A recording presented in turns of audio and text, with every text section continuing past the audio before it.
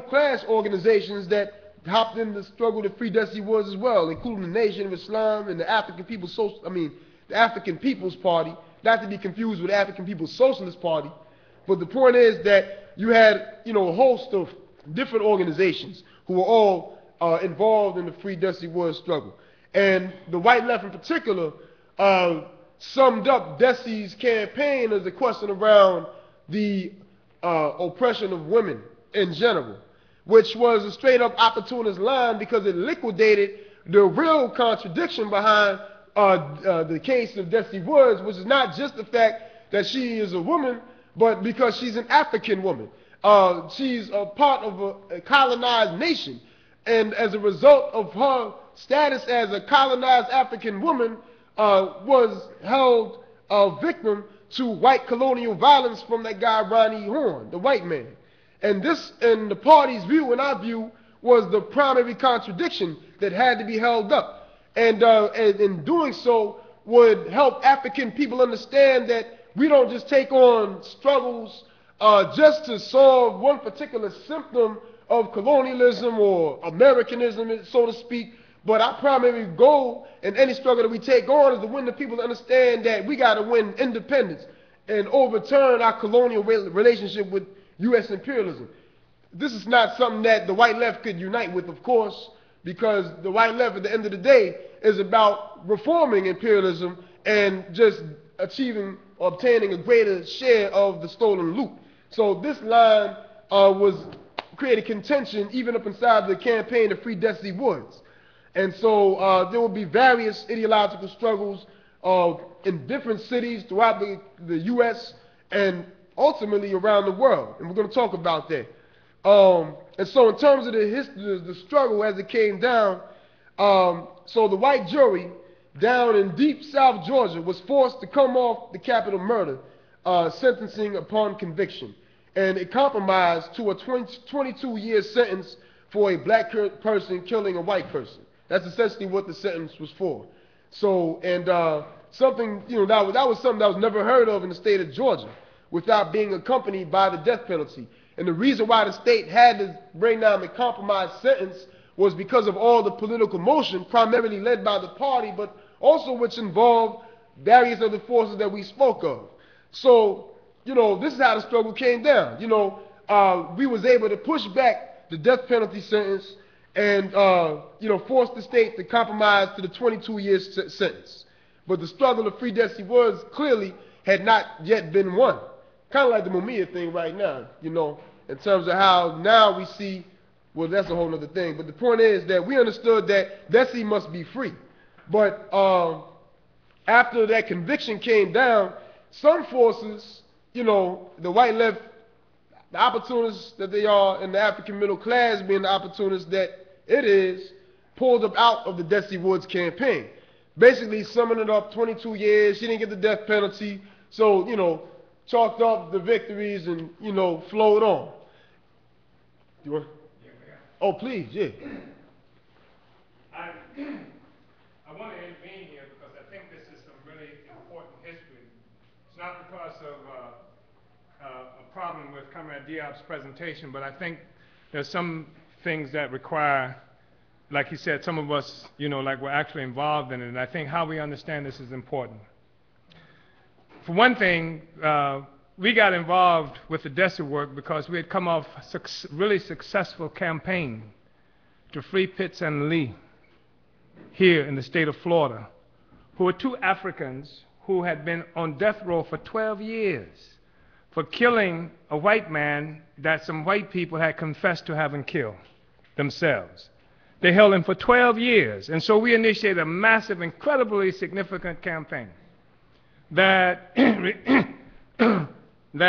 resulted in disrupting the inauguration of the governor to the point that the governor actually called during the time he was being inaugurated to meet with us, to try and talk with us, to cool it out. That resulted in struggles everywhere. And at this time, before the discovery of Jimmy Carter, the there was an attempt to elect a Democrat from the South, the so-called Southern Strategy for Democrats, and the guy who they were looking at was the governor of Florida, who was a Presbyterian Sunday school teacher. Sounds almost like Carter, except it wasn't Presbyterian. And because, as you know, the Republican Party had been able to dominate the national politics in the South since Richard Nixon. So they were looking for a way to recapture the South, the Democratic Party. And so they were looking for a good Southern cracker Democrat who had the credentials that they could use.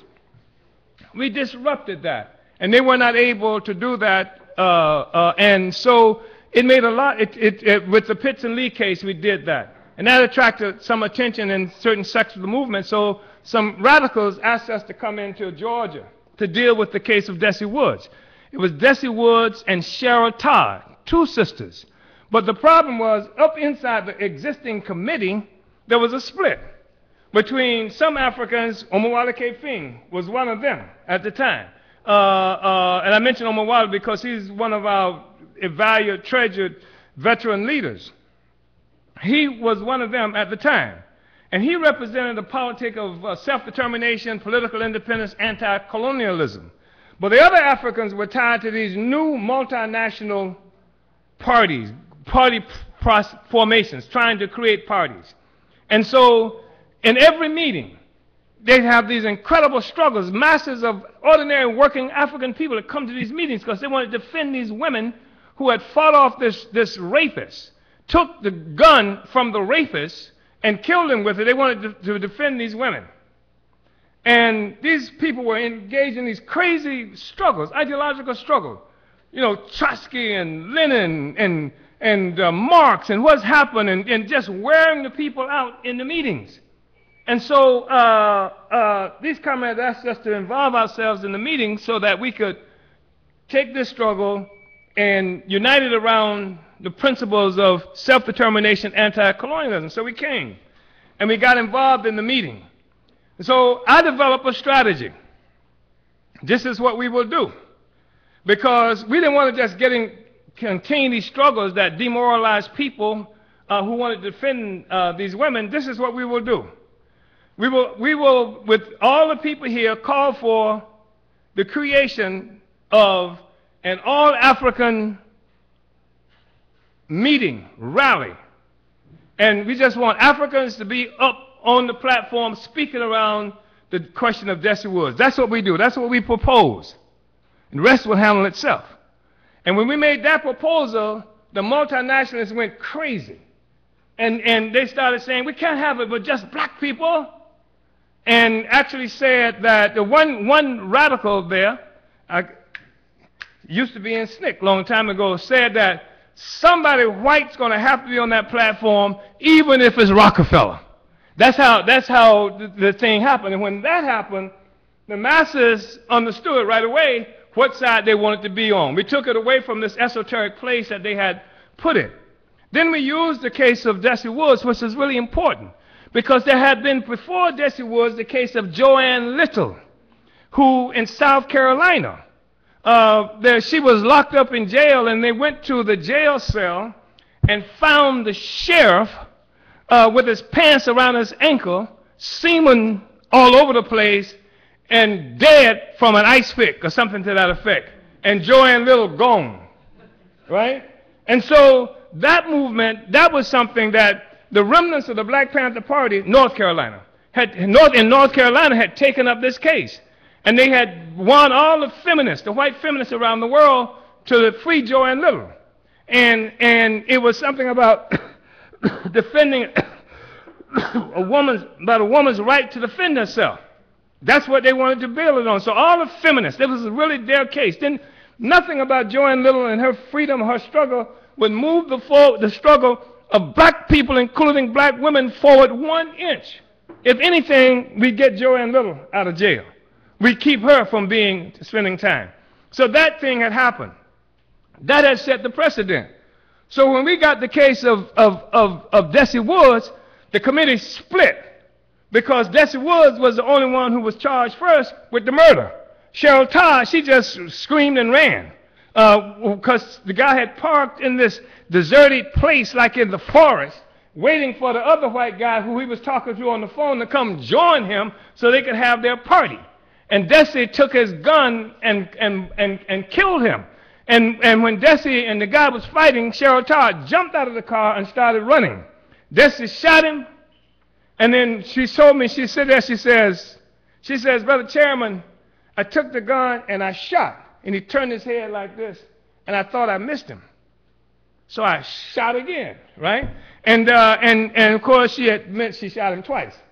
Then she got out of the car and ran and caught the woman and said, don't worry, he can't hurt us anymore. Come, I'll show you, he's dead, right?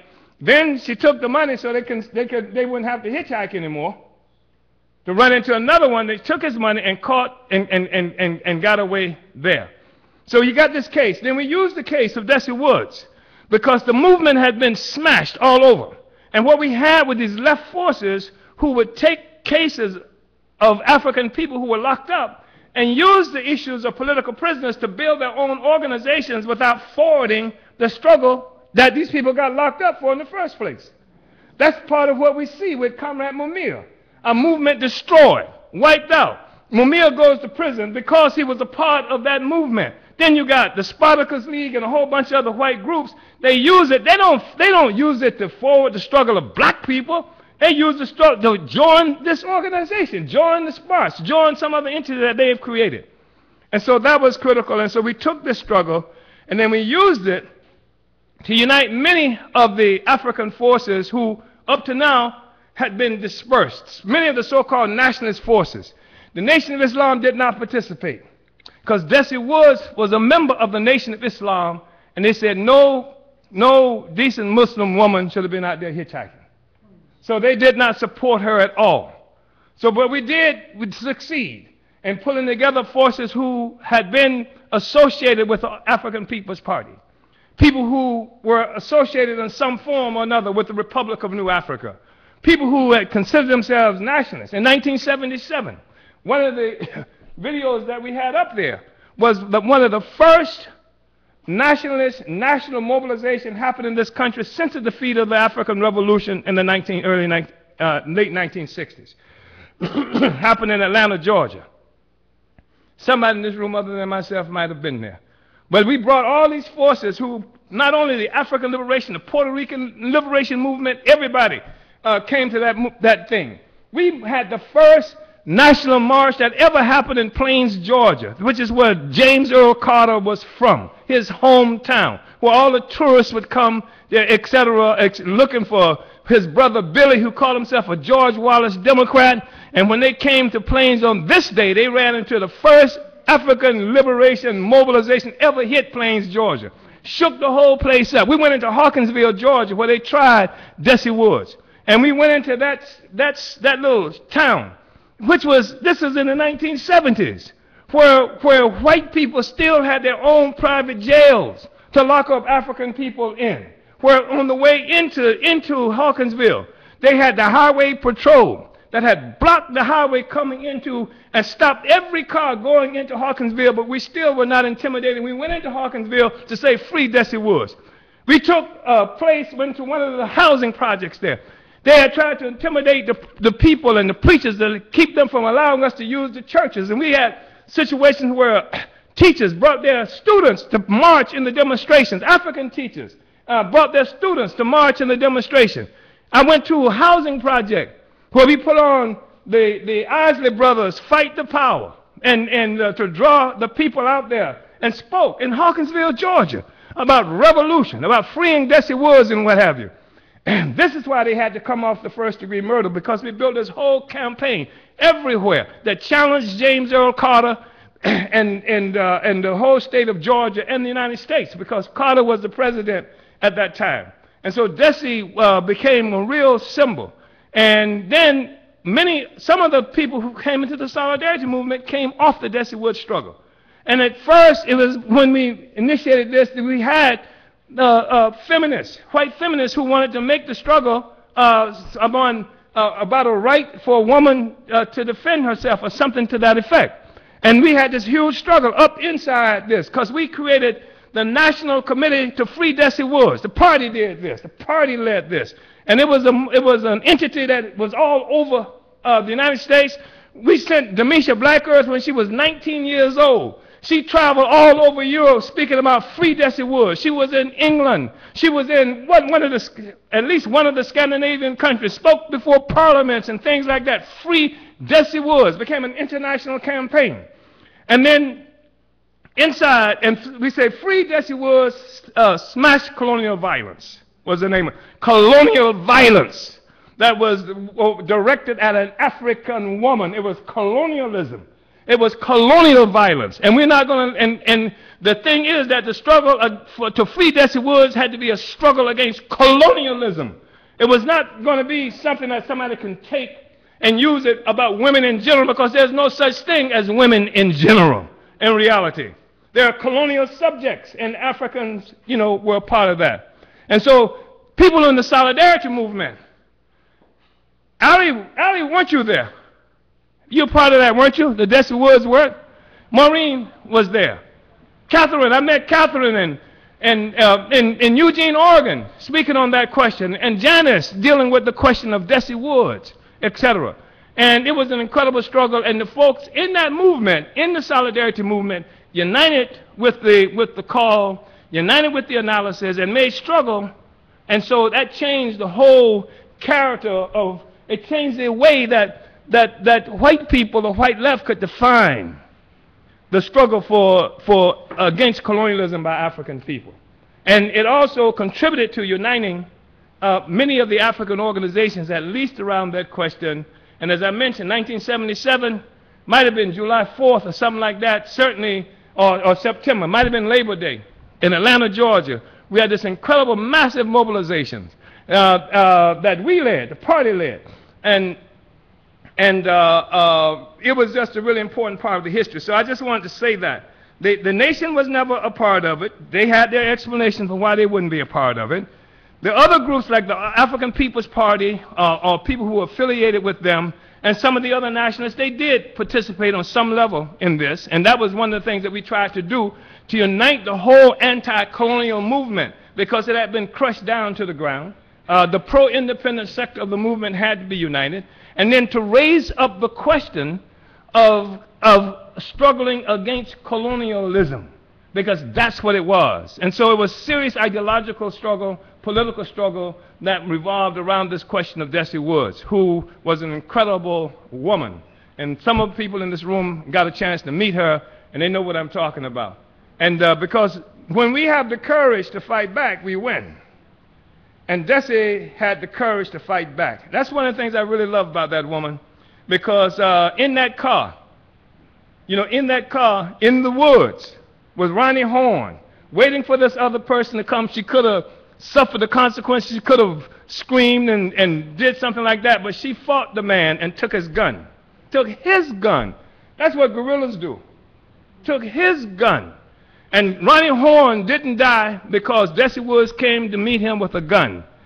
Ronnie Horn died because he brought a gun to meet with Dessie Woods with the intentions of doing something bad to her. And she resisted.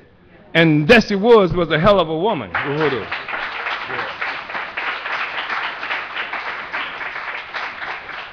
Uhuru. So that's the Dessie Woods struggle. Long live Dessie Woods, y'all.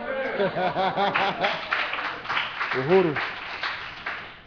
So next up, we're going to move into the Oakland years that we heard spoken about earlier on today. In 1981, the party moved its national office to Oakland, California, and opened up the Uhuru House. This period of party work was characterized by the constant, relentless work that the African People's Socialist Party was involved in. Party-led forces were in the streets every day, organizing and demonstrating against the brutal conditions that African workers were facing. As a result, for the first time since the 60s, the needs of the African working class were placed back on the political agenda in the city of Oakland. Measure O was one of the most significant campaigns during the 1980s in Oakland, California. And the origins of Measure O, the struggle can be traced to the gentrification in San Francisco, when the African population in the Fillmore and other black districts in San Francisco were forced to the East Bay through exorbitant rent increase, gentrification schemes headed by the local bourgeoisie and big absentee landlords in the Bay Area, along with their neo-colonial stooges. And so one of the factors of as well behind the Measure O struggle was the increase of homelessness and the glaring contradiction of abandoned houses throughout the city of Oakland.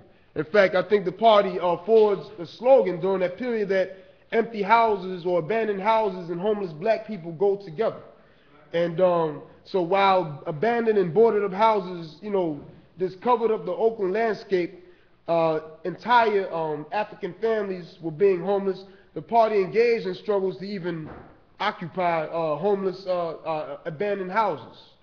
And there was one struggle that involved well, so that's one struggle. Another thing was the struggle with the Uhuru House slumlord that led the party to take on the housing question.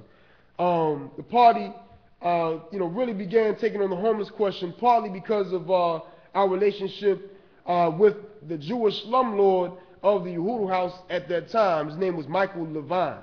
And, you know, it was a situation where Levine had refused to conduct any repairs on the Uhuru House.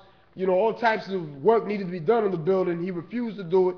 And therefore, the party refused to pay rent to Levine. And, you know, this was the party's national office at the time. This is not the building that was that Levine owned, but this is the building that would ultimately become the Uhuru House in East Oakland. But in 1982, the party began a rent strike with words as big as signboards explaining why we went on strike. And this drew in turn many homeless people inside the old headquarters of the Black Panther Party. Homeless families, working class Africans who had been tossed out in the streets. This rent strike went on for more than 2 years when finally the Oakland Police Department came in full eviction, in full riot gear to formally kick the party out of the building. They came in at least 50 strong.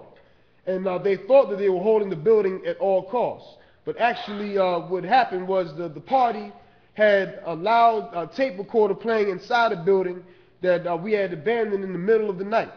And basically, so while the police thought that they were about to raid the Uhuru House and, you know, kick the party out in full view of the public and the community, the party had moved out of the former Uhuru House the night before and transported all of our equipment and everything to the new location of the Uhuru House.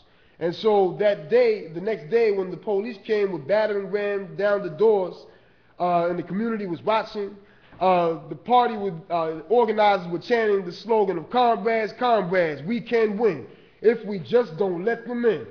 And so, you know, this is turning out to be a real spectacle. Everybody was gathered around to see what was going to happen, and then the police finally beat the door down and raid and empty Uhuru House. All the stuff was gone, and we had already moved to the next spot. You know. And so then party organizers organized the masses to march down the street and to the new location of the Uhuru House, which I believe still stands strong as being transformed into a real organizing and community center on MacArthur Boulevard in East Oakland, California. So this is a tremendous victory for the party, and it was a demonstration of the ingenuity and the creativity of the advanced detachment of the African working class. A real significant struggle, but one that also contributed to the party's intervention in the whole housing question. And during the rent strike that the party was involved in, the party decided also to enter into the arena of electoral politics in the form of placing an initiative on the ballot that would strip the big landlords and especially absentee slumlords of their property and turn it over to the African working class, which was without shelter. And the party, and many of you have heard actually early on, we discussed shortly about the Measure O referendum, which was a referendum that would place power in the hands of African workers and poor people. Some of the conditions of the Measure O referendum was that, of course, the limit of the rent would be no more than 25% of the average income within particular geographic areas of the city.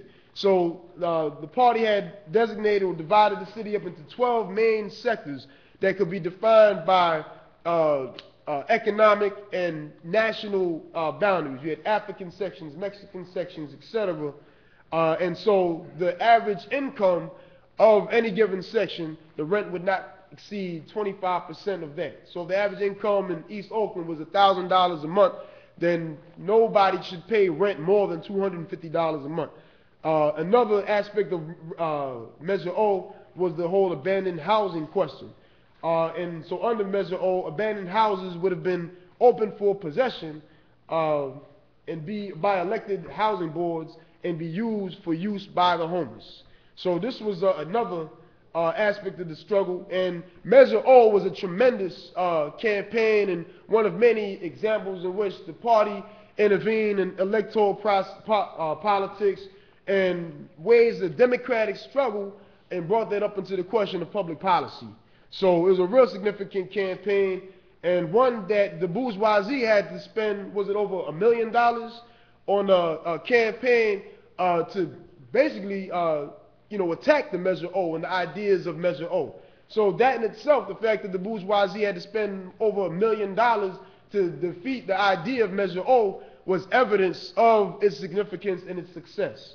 And at the end of the day, I believe we ended up getting somewhat of 20% of the vote throughout the city of Oakland, 20%, which undoubtedly was oppressed working and poor people in support of Measure O.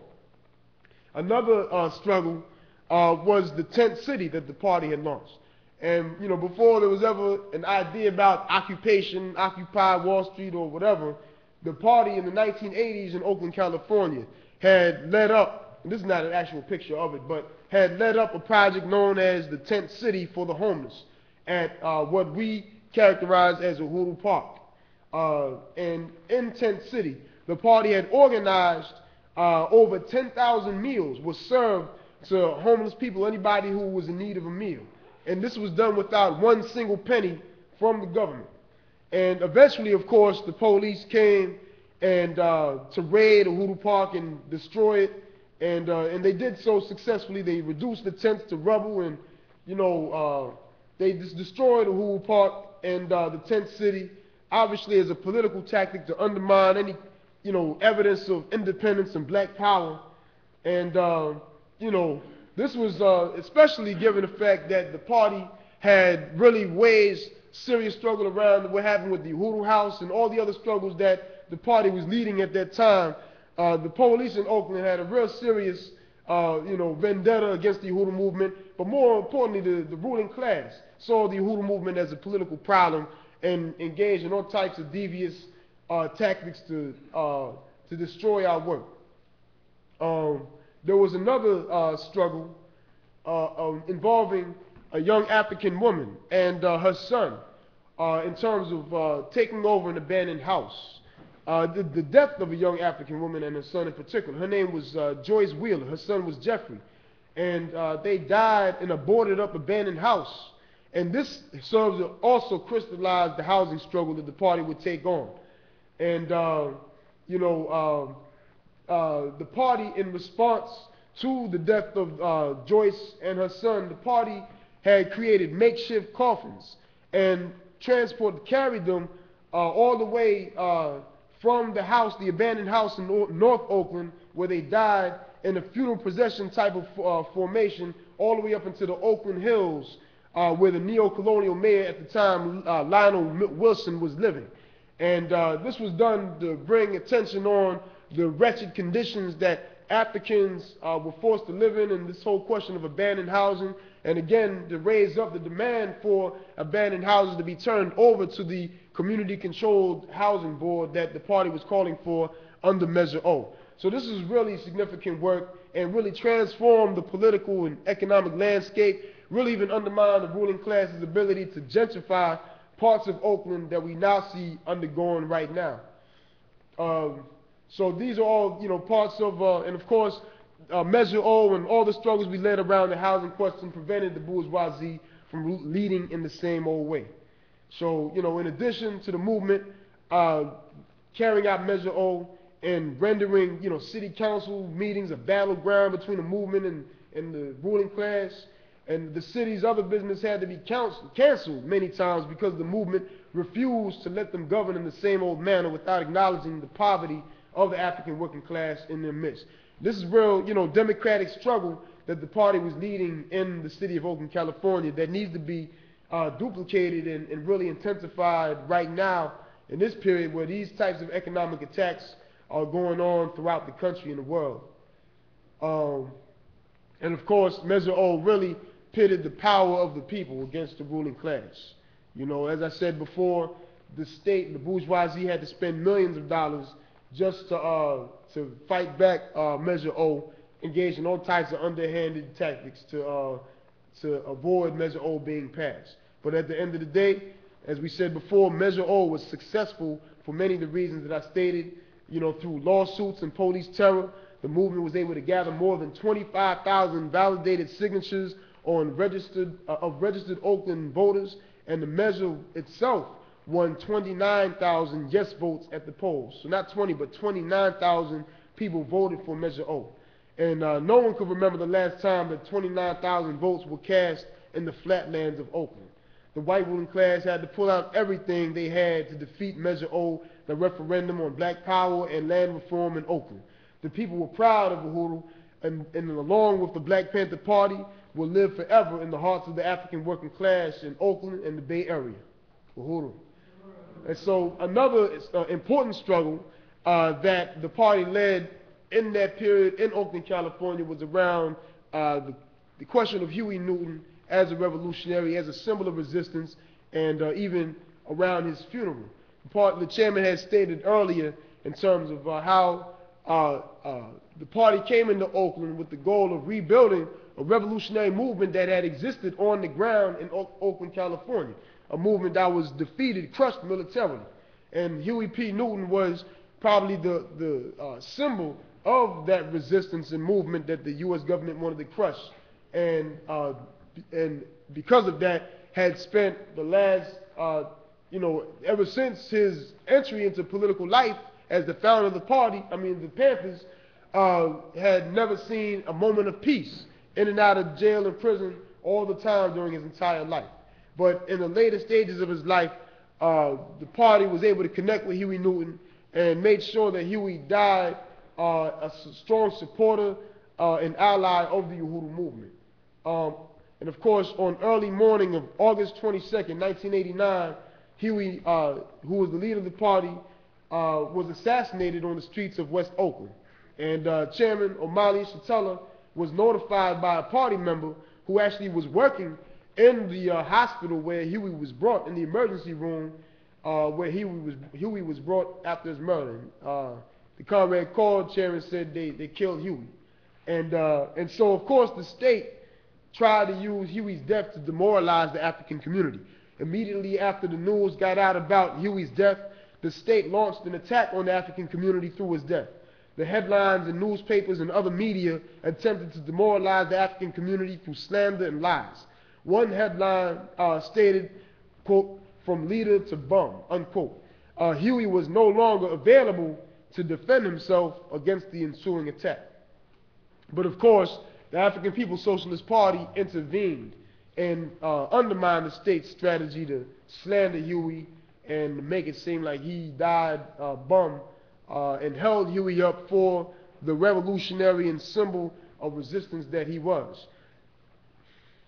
And so immediately upon the announcement of Huey's assassination, the party, the local party organization in Oakland, California, under the leadership of Biko Lumumba, had took to the streets and began to lead spontaneous street rallies with thousands of people chanting, "Who shot Huey? Don't tell them lie. The government, the FBI." So this was the line that we started to put out into the community, and the people united with it.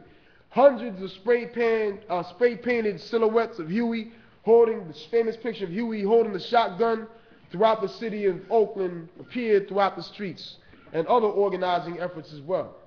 So what the state wanted to be the assassination and the death in every other way of a revolutionary really turned into being a celebration of a revolutionary and a reminder of our responsibility to become the next Huey. And that's what the party led the people to understand. And the party made even Huey's funeral serve the African Revolution, where we see pictures here, the chairman and a party contingent attending Huey's funeral. And of course, while the funeral was going on, the party was in the streets mobilizing the masses around our position. The African People's Socialist Party were honor guards at Huey's viewing, where thousands came out to pay their last respects to our fallen comrade. The chairman, Omali, Yeshitela, and other party members attended Huey's funeral inside the church, while party members outside the church led thousands in militant chants upholding Huey P. Newton's revolutionary memory. And so, and Huey's death stopped his trajectory back towards the revolution. As we said before, in the late stages of his life, Huey was coming back into political life under the leadership of the African People's Socialist Party. In fact, as Dessie Woods was in the picture, yeah. And there's in the presentation that Huey makes, one of the things that he said was that, you know, you may not have the Black Panther office, but now you have the Uhuru House. You may not have the Black Panther newspaper, but now you have the burning spear. So they really haven't done anything by crushing one organization.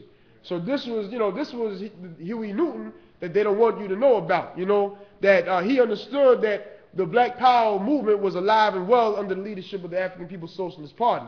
And a lot of forces like to say, you know, I wish things was like back when Huey was alive and, you know, I would have been a Panther. But the fact is, Huey told you to join the Uhuru movement and sell the burning spear newspaper, you know. So that's what we really got to popularize. And of course, you know, Huey Newton, in our view, you know, is still alive today through the work being done by the African People's Socialist Party and the International People's Democratic Uhuru movement. And he will forever live in the heart of revolutionaries to come. Uhuru. So next up, we're going to talk about the 90s. We just came out of a real significant period of struggle, where a lot of work, you know, in the 70s, the party did a lot on the ideological front. The 70s was a period in which the chairman really had developed and refined the theory of African internationalism. And I think if we could say that about the 70s, then we have to attribute the 80s to being a period where we learned how to engage in real democratic struggle and how to really implement a revolutionary national democratic program on the ground that, you know, is the practical manifestation of African internationalism. And so we see the continuation of that. Okay. How time flies when you study the party's history. Just like the party's history, 40 years, and there you go. Yeah. That's Huey's funeral. After the funeral, yeah, that's us leading masses of people, you know, behind the hearse that was taking his body away. Okay. Uhuru. So the 90s, we ushered in to a whole new period of struggle. We're going to have to kind of slide through a lot of this. But of course, one of the most significant things that the party accomplished in the 90s was the establishment of the International People's Democratic Uhuru Movement, or InPDUM, which actually began as the National People's Democratic Uhuru Movement, and of course in 2000, achieving a London branch, became international, and we continue to grow in that sense. But InPDUM became the party's mass organization through which democratic struggle, mass struggle would be carried out under the party's leadership. So whereas before we had programs and organizations in the party's past like ANPO and ANRO and various different programs that took on different democratic questions, but InPDUM served to consolidate all of the democratic struggles of the party, you know, wanted to lead under one program and organization, and which primary goal and objective at that time was to defend the democratic rights, the national democratic rights of the African community, which during that time, which was the height of a U.S. counterinsurgency that, of course, we said started in the 60s against the movement itself and into the 70s, 80s, and 90s, heightened into an all-out military offensive on the community itself in the form of the drug economy, the expansion of the prisons, etc., the neo-colonial forces that, impose colonial ideology in our community, all types of, assaults being waged against the community, and our democratic rights were being stripped away left and right. And so InPDUM was created to defend those democratic rights. It was a defensive strategy as the party continued to build our revolutionary capacity, fighting capacity. And, one of the struggles during that period was that of the Tampa Four, which actually happened in 1989. And, of course, this happened in Tampa, Florida. And this was indicative of a whole new period where we starting to see evidence of the masses of the people coming back into not only political life, but really wanting to resist. And so the Tampa Four was one of such examples, as are many others that have occurred since then. But the Tampa Four struggle, which involved Secretary General Gaida Cambone, as well as our leader, a.k.a. Curly Donaldson, and two other comrades, Maurice, and what was the other comrade's name? Tony X. And so the location of this struggle was the College Hill Projects in Tampa, Florida, which essentially could be summed up as any ghetto USA, characterized by dingy-looking public housing, single African women on welfare trying to raise their children, bald, parched earth with no evidence of the ability for grass or anything else to grow anywhere. But the community was very militant and very close-knit and had, for those reasons alone, strong potential for organizational and resistance. And of course, because of that, there was heavy police presence all the time. And few men who would be able to frequent the community avoid harassment by the police. And even before the struggle we're about to talk about, there had been some important struggles and skirmishes, that went down between the people and the police at College Hill, even before the Tampa Four struggle. But this particular incident revolved around the murder of an African man named Edgar Allan Price. The people called him Kojak. And by the bourgeoisie, Kojak was labeled as a drug dealer, a kingpin, all that slanderous terminology they like to use. But the community loved Kojak. And essentially he was like a real, a solid rock for the people, He was like the father of the kids in the community. He clothed and fed the children and their mothers. And the community witnessed the police beat and kill Kojak. They first pulled him into a house out of the sight of the people so they couldn't see the dirt. And the community promised that if Kojak was harmed, they would level they would level College Hill. And of course, the police emerged with Kojak hog-tied, and the people saw his lifeless body. And the incident itself sparked 2 full days of rebellion. The people resisted. They responded as they said they would. They resisted and responded to Kojak's murder with 2 solid days of rebellion. And of course, the African People's Socialist Party, which was very well known, is very well known in this region, in Tampa Bay area, was called in on day 2 of the rebellions. We were asked by the community to come and provide leadership and assistance. So 2 party members, Gaida Cambone and our leader Donaldson, as well as 2 other supporters, Tony X and Maurice Williams, went into the College Hill community, immediately going door to door to get the sentiments of the people and to help them sum it up and develop a strategy to push the police attacks back. In that process, the party sold the spear and was, of course, followed by the police surveillance all day, every day. And as we said before, the community was militant. And so every house that the party organizers went to, the people stated their determination that the rebellions had to continue that day, that it wasn't over. Older men in the community were incensed and spoke a lot, but the young men said nothing. They just listened. But of course, they were internalizing. They were soaking it up like a sponge. And they took those lessons out into the streets. And women were telling their sons that they had to do something. Women were planning their own resistance, saying that they would not go into their homes when ordered to do so. They will stand on their porches to bear witness to what was happening. And And of course, the party strategy helped understand that the rebellion had political significance. The party strategy was to help not only the people engage in the resistance, but the outside world as well, to give that entire struggle political significance.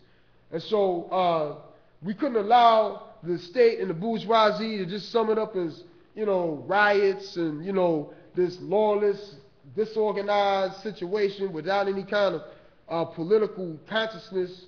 And so when the media came in, they would see slogans that the party had developed everywhere that was exposing, slogans that were exposing the state murdering of Kojak and the police relationship to the defenseless and oppressed and exploited African community. The party would sum it up for the people, and anyone who would see the justness of the struggle and the people's right to resist this tyranny of the state. And so we made it impossible for the state to slander and attack the African community with impunity.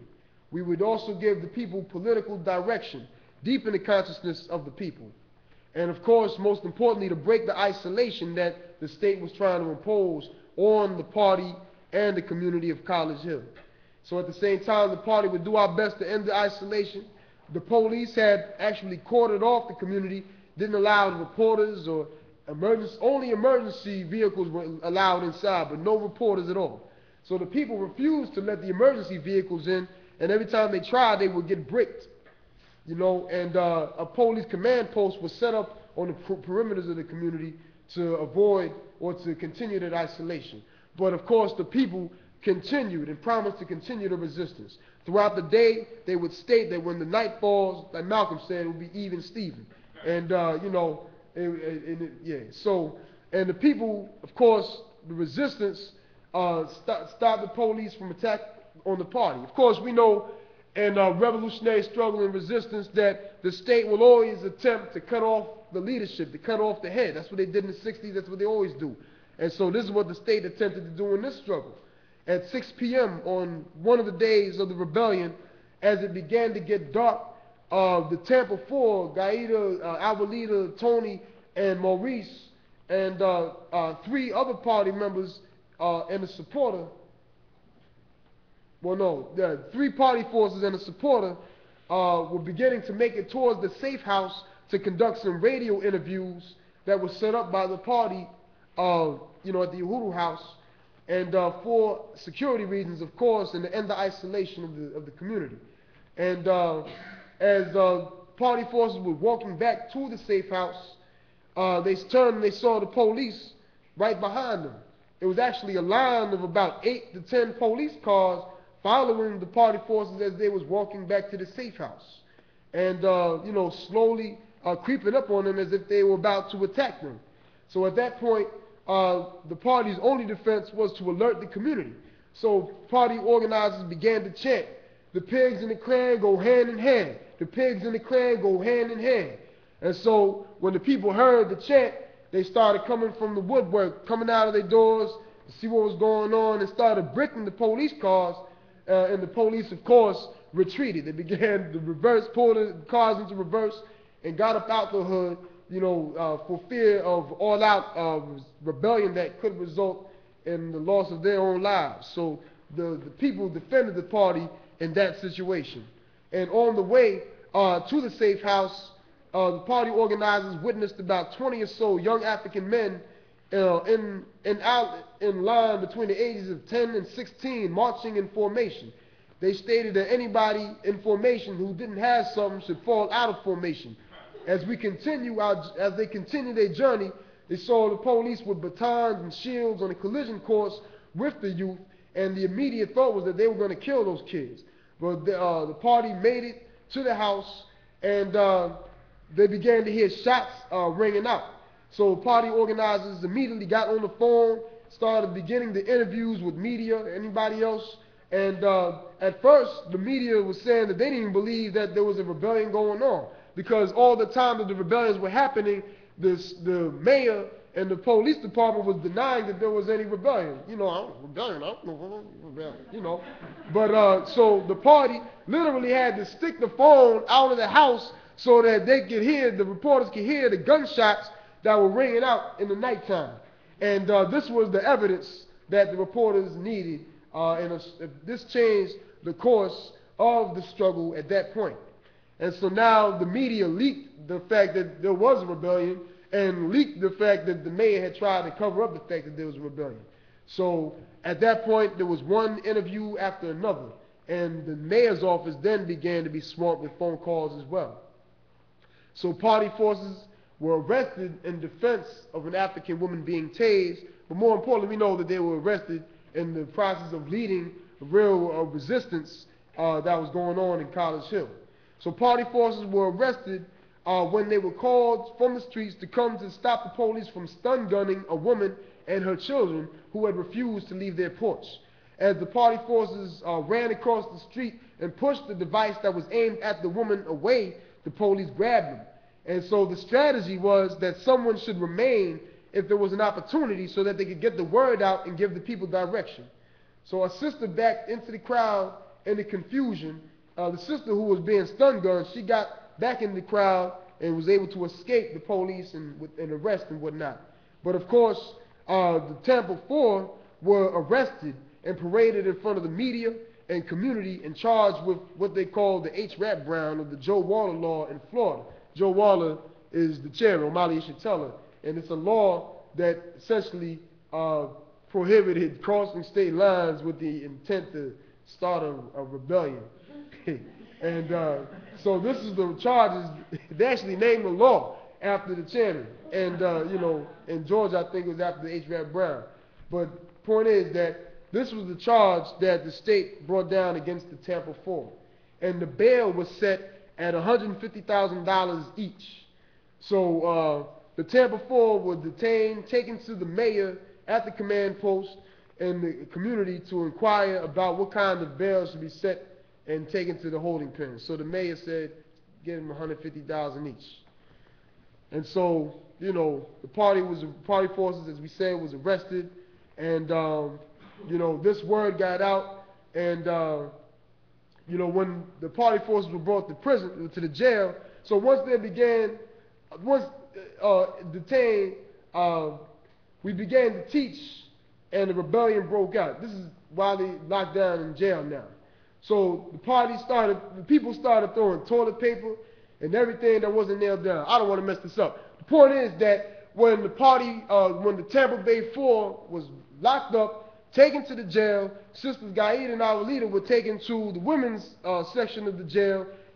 Once they got there, start politicizing the people that was locked up with them, started putting out what was going on with the College Hill struggle and what happened to Kojak. The people said, oh, we saw y'all on TV. And so brought resistance up inside the jail itself, you know, started throwing toilet paper, you know, and anything else that wasn't nailed to the floor. And so at that point, the state transported Gaida and Alvalita to a maximum security facility and placed them in solitary to isolate them from the general population, make sure they wouldn't contaminate any more African minds, right? And so when they walked in, the woman began to applaud them and said that they had saw them on TV and told them not to worry, they got their backs, they knew Kojak and, you know, etc. So everywhere they went, we had the support and the protection of the people. And so the Tampa Four struggle essentially resulted, you know, eventually they were released, and the mayor of Tampa essentially said, you know, if y'all don't never come back to Tampa again, then we'll forget the whole thing. You know, basically, you know, what's the word? Exiled Gaida, Alvalita, Maurice, and Tony from the city of Tampa. And but of course the party understood the question, and not being about, you know, not being able to come back into Tampa for some law, but really because of the political question behind it, which was the significance of the party's leadership. And really that ruling from the mayor and the judge was evidence of the powerlessness that the government and the state had in that situation. So the chairman was like, y'all got to go back to College Hill and, sum up the situation. And that's what we did. The Tampa Four went back to College Hill, provided leadership, made a statement, and summed it up for the people, and untouched by the state. And I believe Gaida and Avalita go to Tampa all the time to this day, and so that's the Tampa Four struggle. And so I know we're running out of time, so we're going to pretty much fast forward this. And these are just some, of many struggles. There's not enough time in the day to really go through all of the struggles, all of the history of the African People's Socialist Party. One, struggle that really, deserves its own session in itself is the question of the Battle of St. Petersburg, which occurred in 1996. And you should note that, what happened in College Hill, and there were other struggles going on here in St. Pete and other parts of the country. And all of that, was a part of a historic process that eventually led to a real qualitative leap in terms of how the party leads mass struggle in the form of the Battle of St. Petersburg. And as we probably know, the Battle of St. Pete sparked off when the police assassinated, when they murdered Tyrone Lewis in broad daylight right there on 18th Avenue and 16th Street. And the people responded to that murder with rebellion. And essentially that's what the state had to deal with up until, to this point. And what made the struggle around Tyrone Lewis so significant was that we had a revolutionary party on the ground who, up until that point, had been on the ground for the last 30 years, providing consistent leadership to the African community, so that when things like what happened to Tyrone Lewis happened, the people understood how to respond. They understood the question of the state, etc. And not only that, but there was revolutionary organization on the ground that could not only criticize the state, but provide political leadership so that the real interests of the African working class could be brought to the discussion in terms of how to resolve the conflict around Tyrone Lewis and the police relationship with the African community. And of course, our demand is an end to the public policy of police containment, economic development, hands off the Uhuru movement, and all those who were locked up as a result of the rebellions in 1996. And there's actually a film, a documentary that the party did. There's a documentary that the party did that is called The Battle of St. Petersburg that you can view on the Uhuru News, or Uhuru News website.com. I encourage people to do so. And but this is a real significant struggle, and there's a struggle where the masses and the Uhuru movement engaged the state and the bourgeoisie on all fronts of struggle, So very significant, and provided a real example for how revolutionary and mass resistance should be led throughout this country and throughout the world. You find that in the Battle of St. Petersburg. And in fact, the state, as a result of that, literally had to retreat from the south side of St. Petersburg for 8 years. For 8 years, not one African had been killed by the St. Petersburg Police Department. And the next one that was killed was not even killed by the St. Pete Police, but the Sheriff's Department, right? So, this is unheard of in any oppressed and exploited African community in this country. Police murders are like at least once a month, if not once a year. And, but for 8 years, the police were pushed back because of the threat of mass resistance under the party's leadership. And so there's many lessons to be learned. Our ability to even neutralize the state's neo-colonial strategy. The chief of police ended up uniting with the party's demand for economic development. The chief of police united with the party in its criticism of police containment. So you know that these are powerful politics when you're able to accomplish that. And of course, the Battle of St. Pete showed the world how African resistance must be led. And now we say forward to the final offensive, as the chairman pointed out, where we have a scenario in the world now where all of the objective conditions exist to build a strong movement, a worldwide movement for black power under the leadership of the African working class. And our responsibility is now to create more party history. We have to take the party's program and organizations, APSP, InPDUM, IESO, African People's Solidarity Committee, got to take it out into the world and win the masses of the people to our understanding and to our programs so we can overturn this system and get on with the business of humanity.